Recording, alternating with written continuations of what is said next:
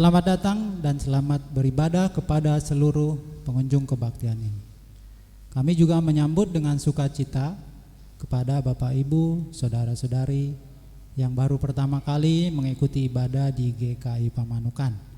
Jika Bapak Ibu, saudara-saudari memerlukan informasi dan pelayanan, Bapak Ibu, saudara-saudari silahkan menghubungi majelis jemaat atau melalui Penatua Jimmy Situmora.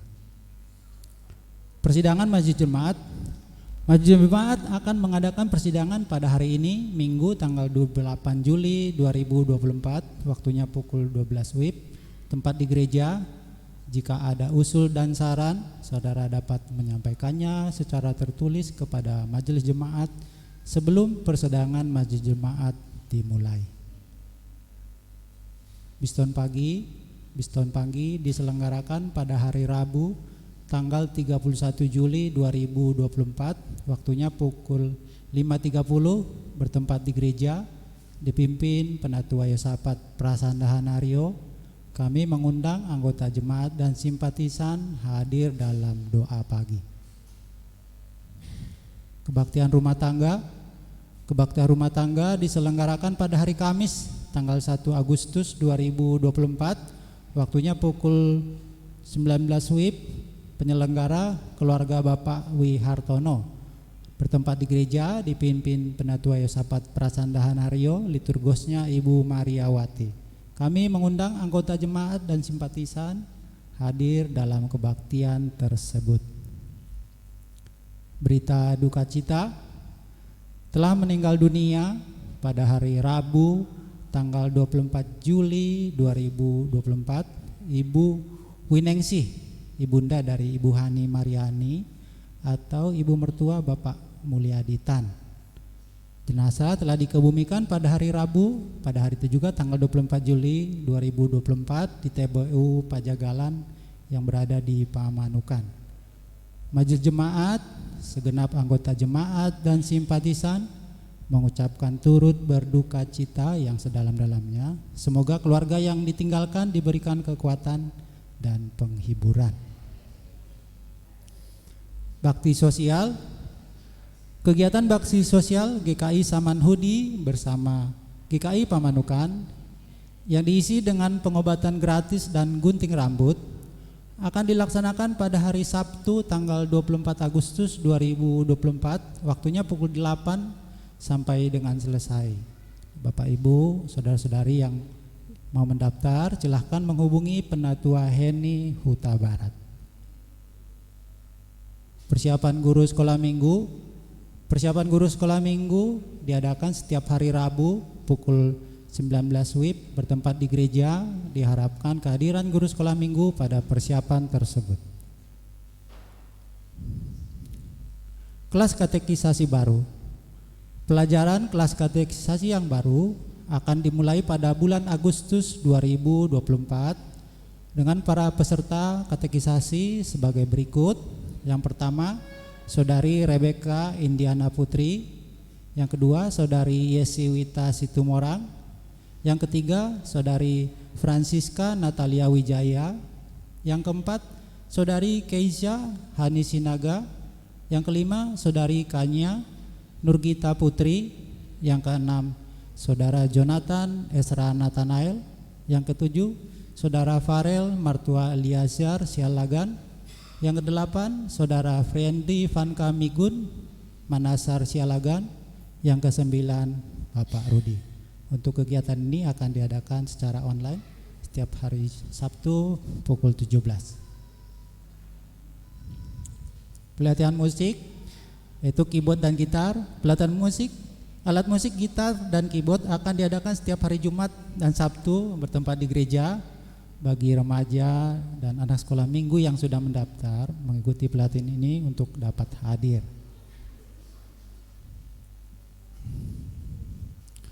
Penambahan daya listrik untuk AC. Dalam rangka memaksimalkan penggunaan AC di gedung gereja, maka Majelis Jemaat telah melakukan pemasangan KWH baru dengan daya 5.500 watt. Berikut dengan instalasinya.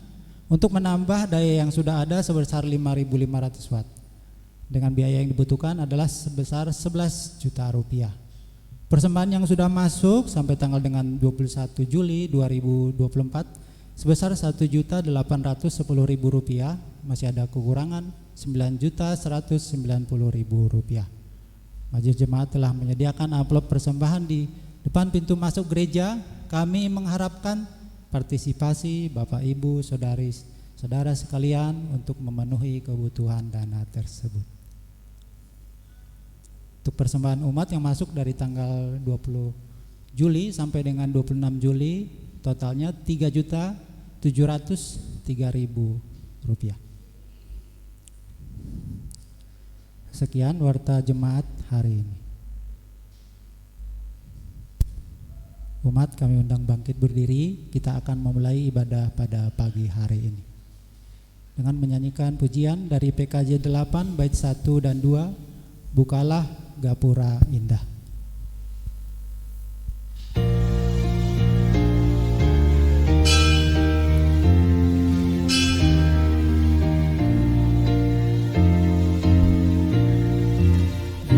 Bukalah gapura indah, aku masuk rumahmu, agar aku bahagia, jiwaku tenang teduh, dan ku pandang wajahmu dalam cahaya mulia.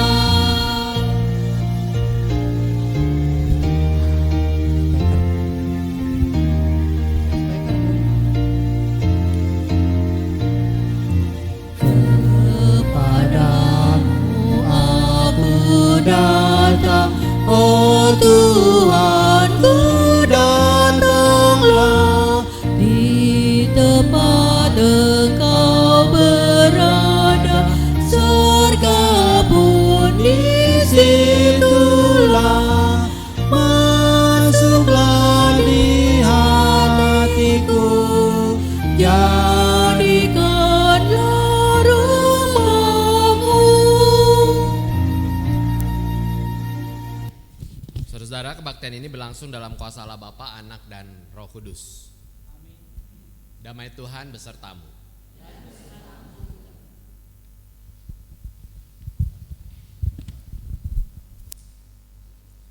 Umat yang dikasihi Tuhan, selamat pagi. Semoga hari ini kita sehat dan bersukacita menyambut minggu yang baru. Hari ini kita akan membahas tema lewat 2 peristiwa mujizat sekaligus, yaitu 5 roti, 2 ikan, dan berjalan di atas air. Kita sering dengar cerita itu kan, tapi kita tahu nggak sih sebenarnya makna bagaimana 5 roti dan 2 ikan bisa cukup buat 5.000 orang? Apa celing tiba-tiba jadi banyak atau bagaimana? Lalu apa pentingnya buat kita saat ini mujizat berjalan di atas air? Toh para pesulap juga sekarang bisa lakukan hal yang sama. Kita akan menyajikan lagu dari 76 bait 1 dan 2, air menjadi anggur. Oh,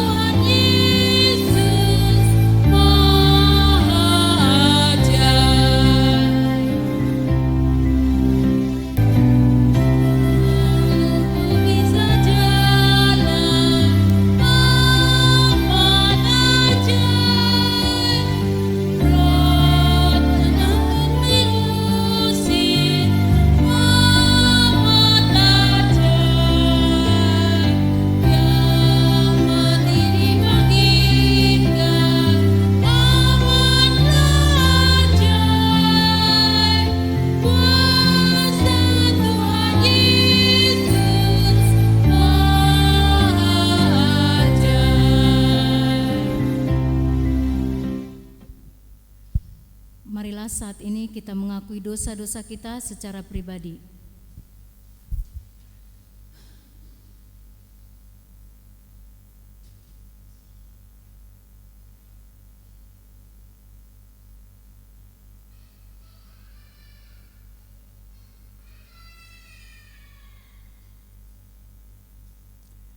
Ya Allah, ampunilah kami di dalam kemurahan-Mu, berikan kami hikmat untuk hidup baru seturut kehendak-Mu.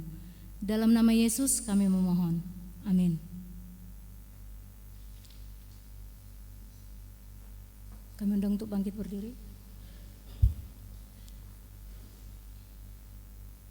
Mendekatlah kepada Allah dan Ia akan mendekat kepadamu. Tahirkanlah tanganmu, hai kamu orang-orang berdosa, dan sucikanlah hatimu, hai kamu yang mendua hati. Di dalam Kristus engkau telah diampuni. Damai Kristus bagimu. Kita akan menyanyikan lagu dari PKJ 8 bait 3 dan 4, Bukalah Gapura Indah.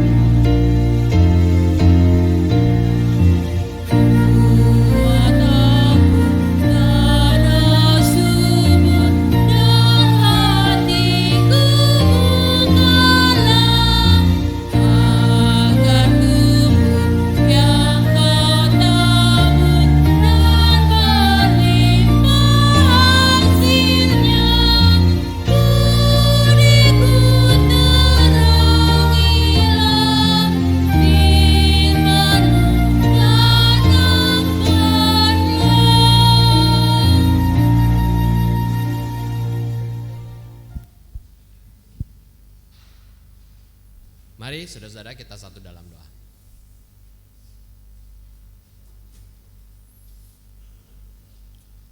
Tuhan, kami bersyukur sebab kami masuk dalam hari yang baru. Bahkan kami Engkau mampukan untuk beribadah saat ini semua karena cinta kasih Tuhan. Saat ini pun firman Tuhan akan kami dengar, kami baca, dan biarlah itu menjadi dasar dalam kehidupan kami. Maka biarlah Roh Kudus yang menolong kami Tuhan, dan bersabdalah, kami sangat siap untuk mendengarkan. Di dalam Kristus kami telah berdoa. Amin.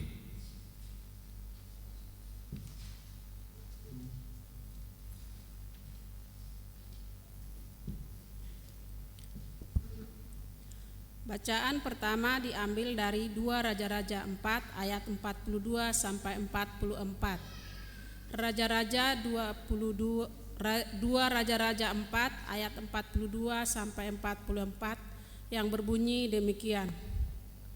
Datanglah seorang dari Baal Salisa dengan membawa bagi abdi Allah roti hulu hasin, yaitu 20 roti jelai serta gandum baru dalam sebuah kantong. Lalu berkatalah Elisa, berilah itu kepada orang-orang itu supaya mereka memakan. Tetapi pelayanannya itu berkata, bagaimanakah aku dapat menghidangkan ini di depan 100 orang? Jawabnya, berikanlah kepada orang-orang itu supaya mereka makan, sebab firman Tuhan, beginilah firman Tuhan, orang akan makan bahwa akan ada sisanya. Lalu dihidangkannya lah di depan mereka, maka makanlah mereka dan ada sisanya sesuai dengan firman Tuhan. Demikianlah sabda Tuhan.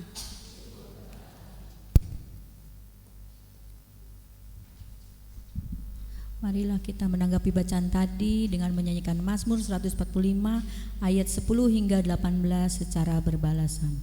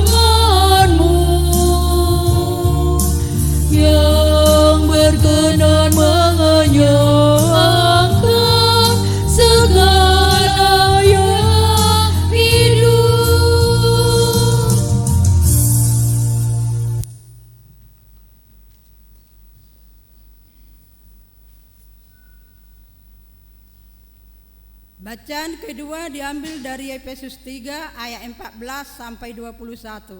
Demikianlah bunyinya. Itulah sebabnya aku sujud kepada Bapa, yang daripadanya semua keturunan yang di dalam surga dan di atas bumi menerima namanya. Aku berdoa supaya Ia menurut kekayaan kemuliaannya menguatkan dan meneguhkan kamu oleh Roh-Nya di dalam batinmu, sehingga oleh imanmu Kristus diam di dalam hatimu, dan kamu berakar serta berdasar di dalam kasih. Aku berdoa supaya kamu bersama-sama dengan segala orang kudus dapat memahami betapa lebarnya dan panjangnya dan tingginya dan dalamnya kasih Kristus, dan dapat mengenal kasih itu sekalipun ia melampaui segala pengetahuan. Aku berdoa supaya kamu dipenuhi di dalam seluruh kepenuhan Allah. Bagi Dialah yang dapat melakukan jauh lebih banyak daripada yang kita doakan atau pikirkan, seperti yang ternyata dari kuasa yang bekerja di dalam kita. Bagi Dialah kemuliaan di dalam jemaat dan di dalam Kristus Yesus turun-temurun sampai selama-lamanya. Amin. Demikianlah sabda Tuhan. Syukur pada Allah.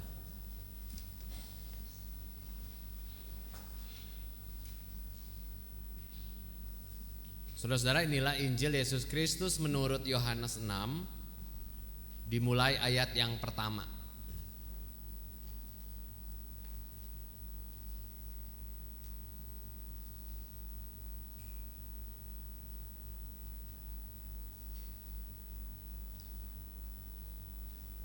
Sesudah itu Yesus berangkat ke seberang danau Galilea, yaitu danau Tiberias. Orang banyak berbondong-bondong mengikuti Dia karena mereka melihat mujizat-mujizat penyembuhan yang diadakannya terhadap orang-orang sakit. Dan Yesus naik ke atas gunung dan duduk di situ dengan murid-muridnya. Dan Paskah, hari raya orang Yahudi, sudah dekat. Ketika Yesus memandang sekelilingnya dan melihat bahwa orang banyak berbondong-bondong datang kepadanya, berkatalah Ia kepada Filipus, "Di manakah kita akan membeli roti supaya mereka ini dapat makan?" Hal itu dikatakannya untuk mencobai Dia, sebab Ia sendiri tahu apa yang hendak dilakukannya. Jawab Filipus kepadanya, "Roti seharga 200 dinar tidak akan cukup untuk mereka ini, sekalipun masing-masing mendapat sepotong kecil saja."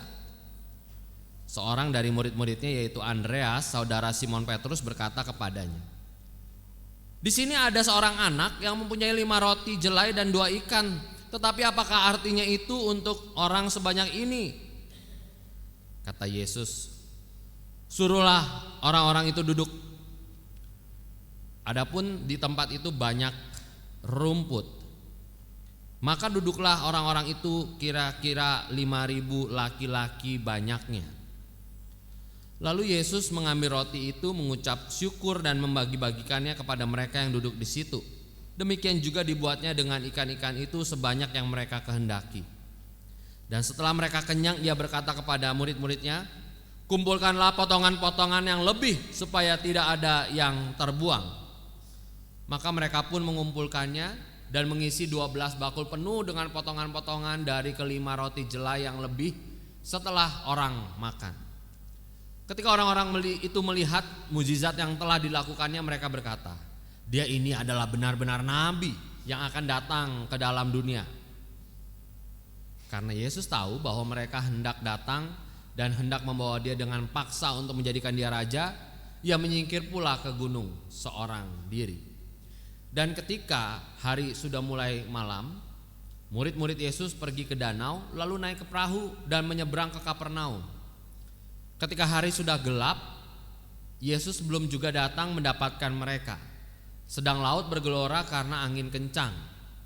Sesudah mereka mendayung kira-kira 2-3 mil jauhnya, mereka melihat Yesus berjalan di atas air mendekati perahu itu. Maka ketakutanlah mereka. Tetapi Ia berkata kepada mereka, "Aku ini, jangan takut." Mereka mau menaikkan Dia ke dalam perahu, dan seketika juga perahu itu sampai ke pantai yang mereka tujui. Demikianlah Injil Yesus Kristus. Berbahagia kita membaca dan memelihara firman Allah.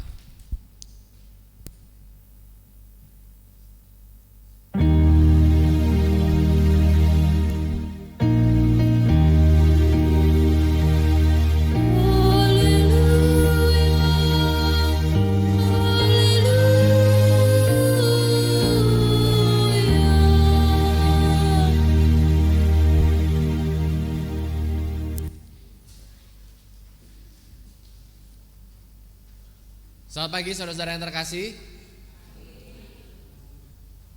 Bacaan kita, bacaan yang sudah sering kita dengar, cukup populer, yaitu peristiwa 5 roti dan 2 ikan.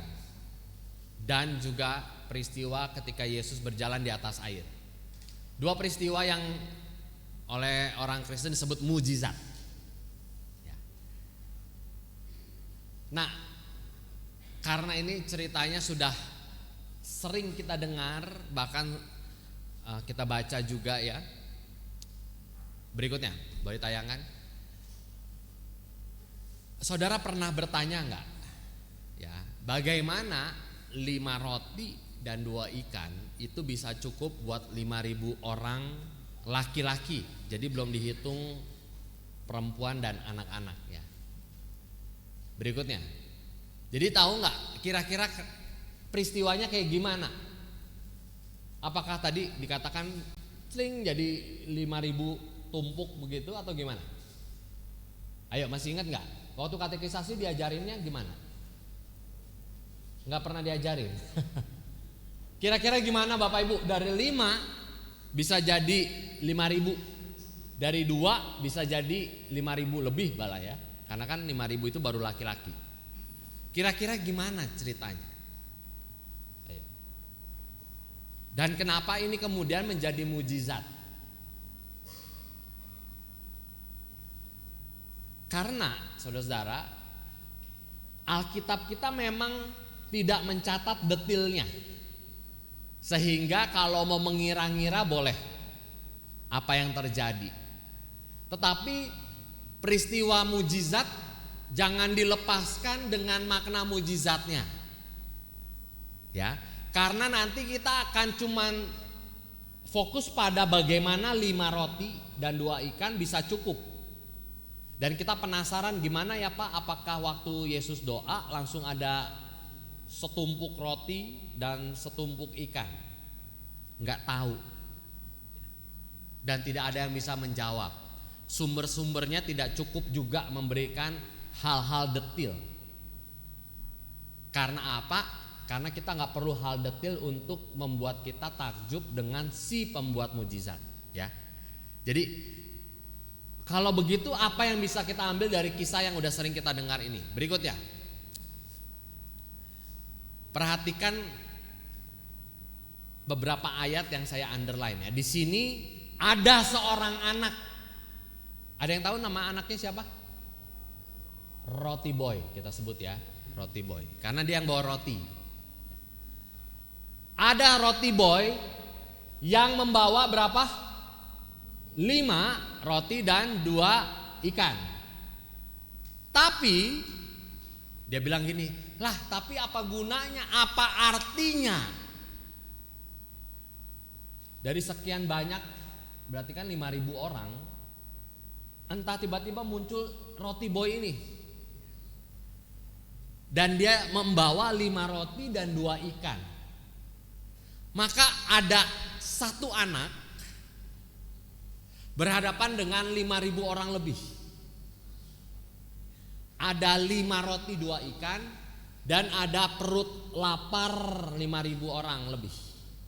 Apa artinya ini? Tapi dari si anak dengan 5 roti dan 2 ikan ini terpenuhlah 5.000 orang itu kenyang, bahkan lebih 12 bakul. Maka hal yang pertama yang mau saya katakan dari kisah ini berikutnya. Yang namanya mujizat Bapak Ibu, mujizat itu bukan soal seling. Peristiwa mujizat itu harusnya begini. Apa gunanya 5 roti? Orang udah underestimate, udahlah pesimis. Tetapi mujizat itu terjadi justru dari si roti boy ini yang cuma bawa 5 roti dan 2 ikan. Dan itu mujizat. Oleh karena itu, berikutnya, hal yang pertama yang mau saya katakan, saudara-saudara jangan pernah meremehkan hal-hal kecil. Remeh tidak berarti sedikit. Jangan. Dari 5 roti dan 2 ikan, Tuhan bisa mengenyangkan 5.000 orang. Dan itu mujizat. Mujizat 5.000 itu muncul dari 5 plus 2, 7 doang. Jadi di tangan Tuhan, roti boy itu sosok yang paling penting muncul dari kisah ini. Anak, namanya kita nggak tahu, asalnya nggak tahu, siapa orang tuanya nggak tahu. Tapi gara-gara dia bawa 5 plus 2, 5.000 bisa makan. Seorang anak dengan 7 bekal makanannya. Maka saudara-saudara, coba lihat dalam kehidupan saudara, mungkin ada banyak hal tidak berarti. Kalau saudara lagi punya tekanan, mungkin anak cucu kita lah yang menjadi mujizat dalam kehidupan kita. Pak, saya butuhnya uang, anak saya gak akan bisa ngasih uang. Makanya coba lihat lagi. Jangan-jangan dengan kita melihat anak cucu ya, Tuhan, iya, jangan selama ini pikiran saya hanya uang, padahal saya punya berkat yang saya harus syukuri. Dan itu mujizat. Gak perlu hal spektakuler, gak ada peristiwa yang gimana. Saudara kalau baca, Tuhan tuh cuma doa lalu makan. Dan saya selalu mengingatkan, peristiwa mujizat dalam Alkitab gak ada peristiwa yang heboh-heboh kayak di YouTube sekarang. Mau sembuh harus ditengking dulu, enggak. Minggu lalu kan kita baca ya, orang di pinggir jalan cuma mau nyentuh jubahnya Yesus supaya sembuh, nyentuh doang. Kagak diminta kepret pakai minyak urapan, nggak minta ditengking, enggak, cuma nyentuh dan mereka yakin mereka sembuh. Tidak ada hal yang tidak berarti dalam kehidupan saudara. Coba lihat, kalau saudara sedang berada dalam tekanan yang luar biasa, coba lihat hal-hal tidak penting di rumah. Mungkin itu akan menjadi sumber mujizat. Tapi gimana caranya Pak? Berdoalah, saya juga gak tahu. Saya butuhnya mujizat kesembuhan. Nah coba lihat, jangan-jangan mujizatnya bukan saudara jadi sembuh, penyakitnya hilang. Coba lihat deh. Ada banyak hal tidak berarti dalam hidup saudara yang membuat saudara bisa sembuh dari penyakit. Penyakitnya masih ada di dalam tubuh, gak hilang, tapi kok saudara merasakan berkat. Dan Tuhan telah melakukan mujizat. Dalam banyak tafsiran ceritanya begini, gara-gara anak roti boy tadi ya, bawa 5 roti, tidak mungkin mereka itu sebetulnya tidak bawa makanan Bapak Ibu. Tapi mereka itu cenderung pelit. Orang Israel, dia akan mencukupkan diri pada dirinya sendiri. Nah mulailah makan satu orang lalu dibagi dan semuanya akhirnya mengeluarkan bekalnya dan jadi cukup. Katanya begitu. Dan itu bisa menjadi mujizat. Gerakan dari anak yang cuma bawa 7 bekal makanan dari seorang anak ya, yang gak berarti mungkin pada saat itu, tapi dia aja mau makan dan bagiin. Lah masa saya pelit sih? Nah mulailah dikeluarkan dan sisa 12 bakul. Maka saudara-saudara, hal-hal kecil remeh dalam hidup kita itu bisa jadi sumber mujizat. Cobalah lihat. Yang kedua, berikutnya, mujizat kedua, Yesus berjalan di atas air. Cuman saudara pernah bertanya enggak? Apa yang membuat para murid takut? Karena tadi tulis ketakutan. 1, karena hari sudah gelap. 2, karena laut bergelora. 3, karena angin kencang.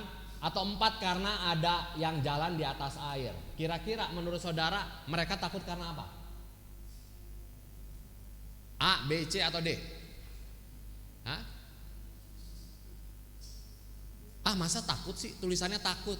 Enggak, wih keren enggak? Jadi kalau misalnya saya ajak nih Bapak Ibu kemana ya, Pangandaran, lalu saya bisa jalan di atas air, Bapak Ibu akan bilang, wih keren Pak Yosawat bisa jalan. Enggak, dulu tuh enggak kayak gitu peristiwanya. Dulu mereka takut. Nah takutnya karena apa? A, karena hari sudah gelap, bisa jadi. Atau B, gara laut bergelora, bisa jadi juga. Loh, jadi takut, dia super takut ya. Mereka nelayan loh Bapak Ibu, ingat loh, mereka nelayan. Nah di sini ada pelabuhan dekat ya.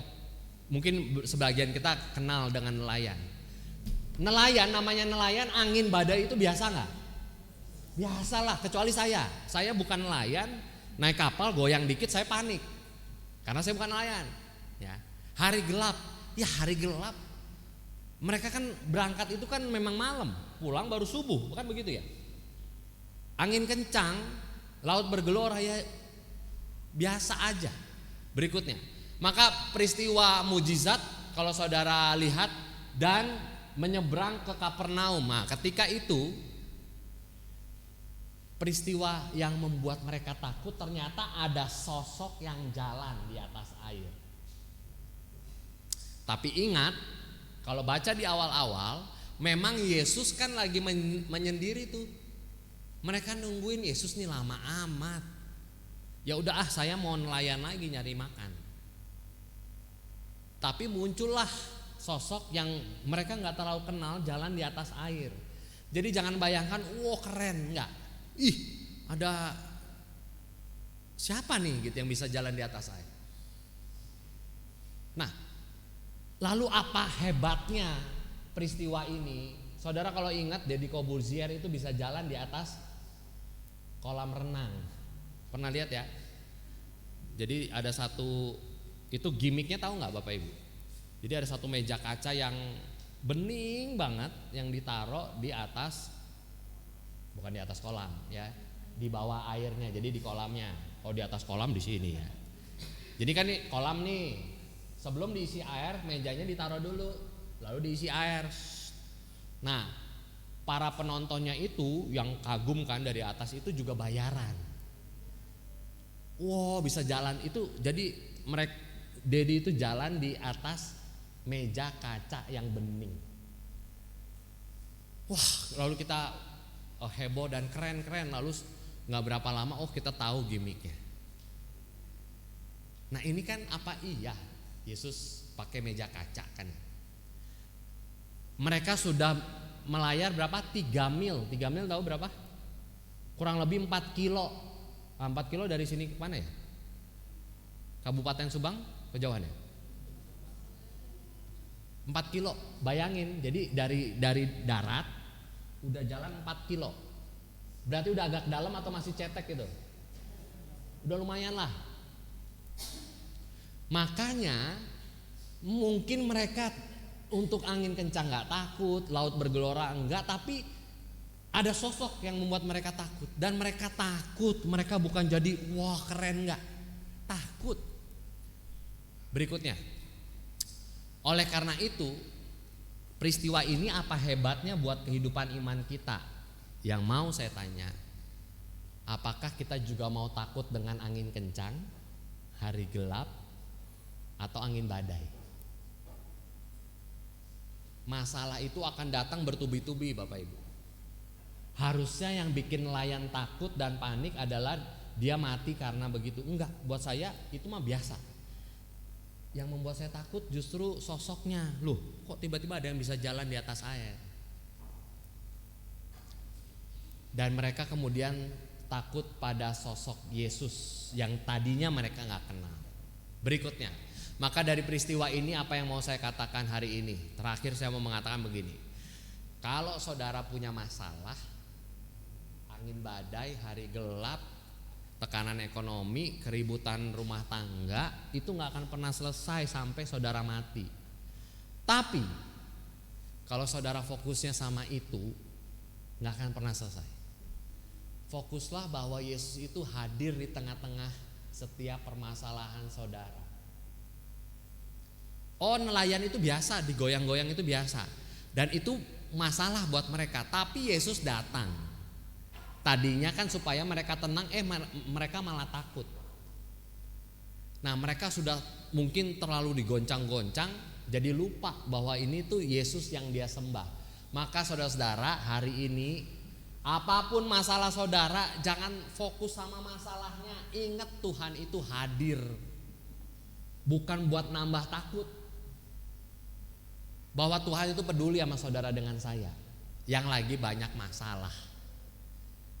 Nah, oleh karena itu kalau kita gak fokus dengan itu, kita akan bisa menemukan Tuhan, terima kasih Engkau hadir dalam pergumulanku.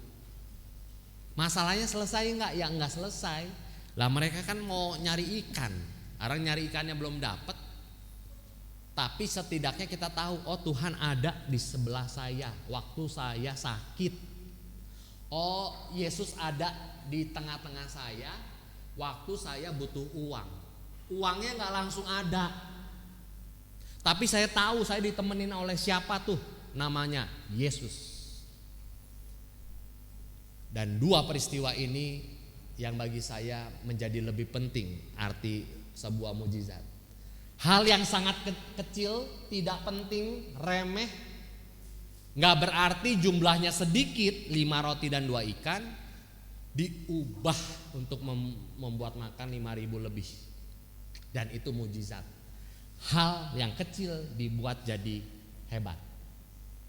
Dan masalah tidak akan selesai, tetapi saya percaya mujizat itu ada ketika kita percaya Yesus ada di tengah-tengah setiap permasalahan hidup kita. Maka saudara-saudara, selamat menemukan Yesus dalam setiap masalahmu. Dan setelah menemukan Yesus, lihatlah hal-hal kecil dalam hidupmu. Mungkin itu akan menjadi sumber mujizatmu.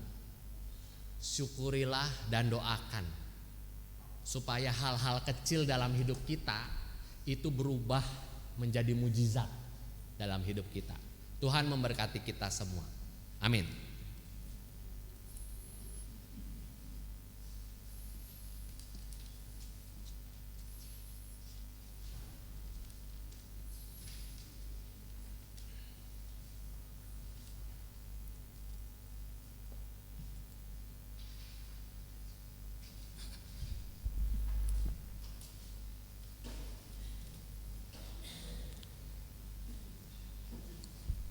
Marilah kita bersama dengan gereja ekumenis sambil mengucap janji basis kita mengucapkan pengakuan iman rasuli demikian.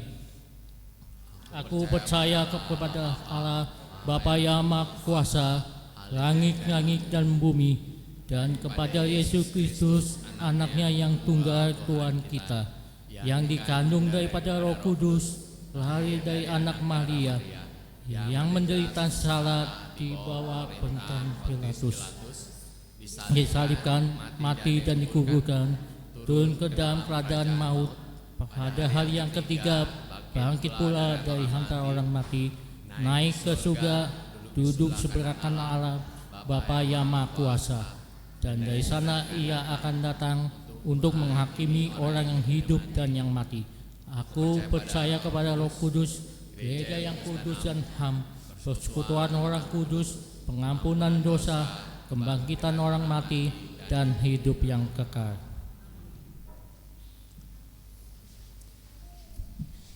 Mari saudara kita satu di dalam doa.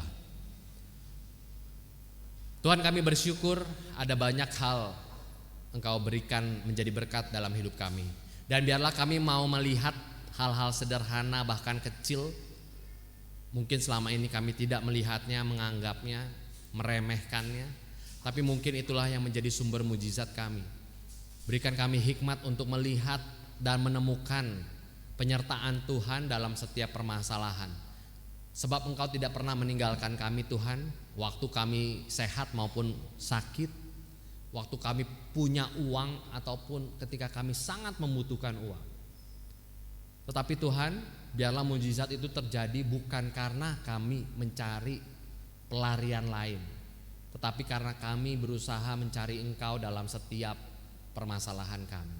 Beri kami hati yang penuh hikmat, kepala yang dingin, dan emosi yang stabil, sehingga setiap permasalahan diselesaikan dengan hikmat akan Tuhan, sehingga kami tidak kesal, marah-marah, kami tidak emosi hanya karena masalah kami, tetapi kami mau fokus bagaimana kami menyelesaikan setiap masalah dengan hikmat dari Tuhan. Beri kami hikmat dan nyatakan mujizat-Mu Tuhan, sehingga peristiwa-peristiwa biasa dalam hidup kami dapat menjadi mujizat yang mengubahkan kami. Kami mau berdoa, mungkin saat ini ada yang tidak hadir karena sakit, Tuhan yang jamah dan lawat, dan kiranya Tuhan yang juga berikan pengharapan bagi mereka yang masih mencari pasangan hidup, menantikan keturunan, mencari pekerjaan yang lebih layak. Kiranya Tuhan hadirkan semua harapan sesuai dengan waktu Tuhan. Kami bersyukur untuk persembahan, bangunan, serbaguna yang baru, yang lebih layak, yang kiranya dapat menunjang seluruh kegiatan kami. Kami berdoa untuk para donatur yang memberikan ini Tuhan, dan biarlah gedung yang baru ini sungguh menjadi berkat bagi GKI Pamanukan, bahkan bagi warga sekitar kami. Maka Tuhan, kami juga mau berdoa bagi setiap program yang telah dibuat, kiranya sungguh-sungguh membangun jemaat ini.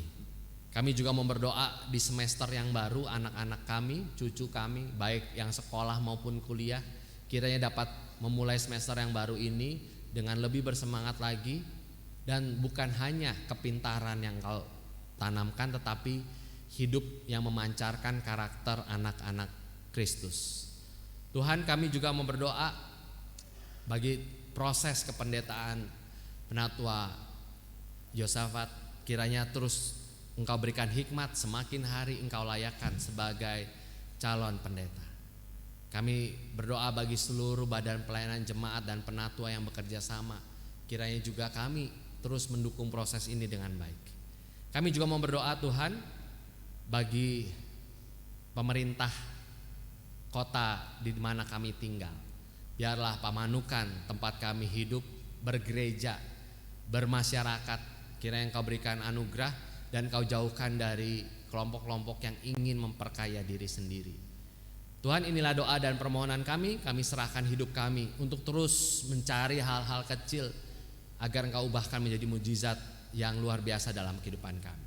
Di dalam nama Tuhan Yesus kami telah berdoa dan mengucap syukur. Amin.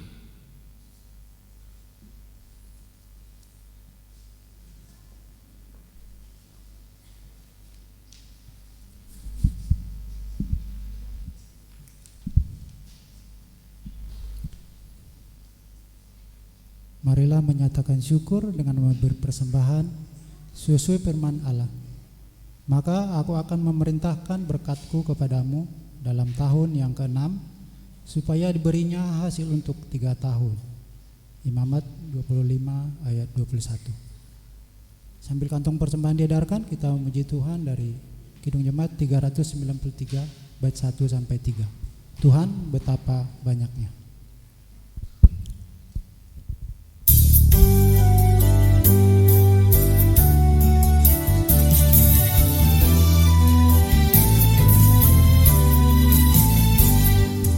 Tuhan betapa banyaknya berkat yang Kau beri, teristimewa rahmat-Mu dan hidup abadi.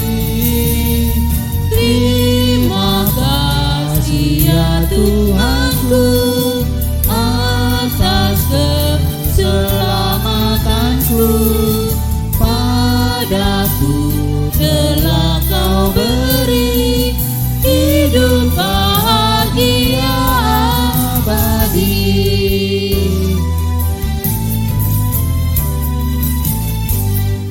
Sanak saudara dan teman Kau beri kepadaku,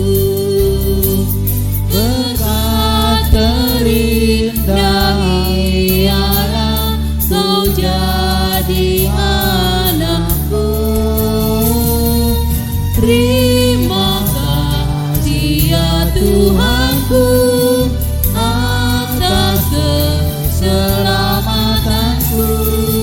Padaku telah Kau beri hidup bahagia abadi.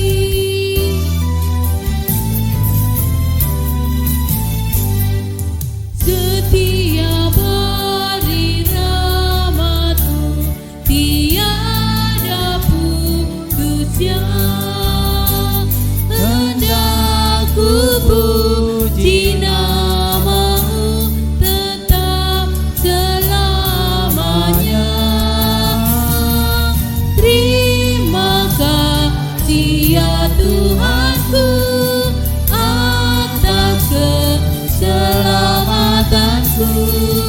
Padaku telah Kau beri hidup bahagia abadi.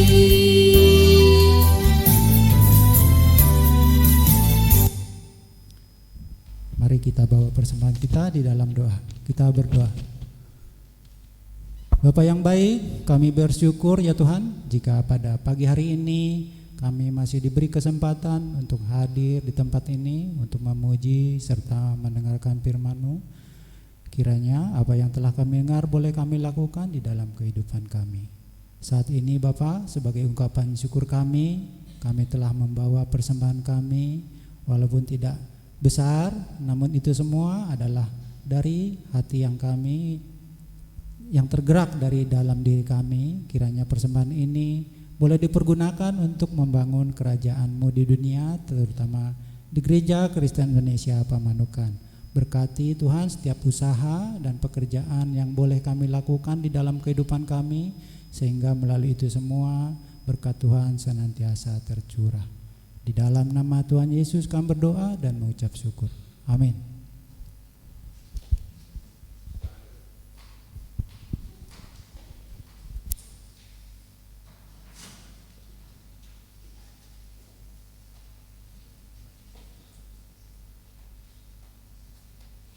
Saudara-saudara, saat ini kita bersama-sama merayakan perjamuan kudus karena Tuhan Yesus Kristus sendiri yang menetapkan dan mengundang kita untuk melakukannya. Perjamuan kudus ini diperuntukkan bagi saudara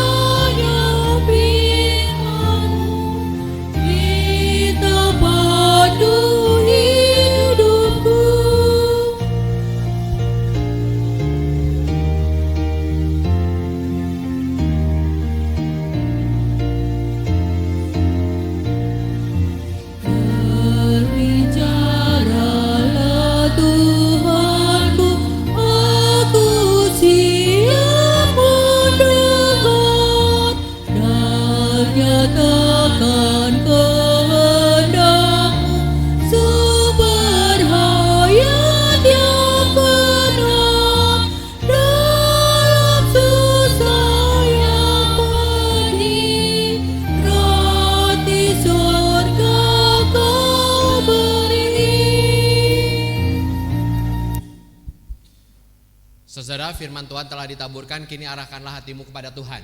Kami mengarahkan hati kami kepada Tuhan. Jadilah saksi Kristus. Syukur kepada Allah. Terpujilah Tuhan. Kini dan selamanya. Pergilah dalam damai sejahtera dan terimalah berkat Tuhan.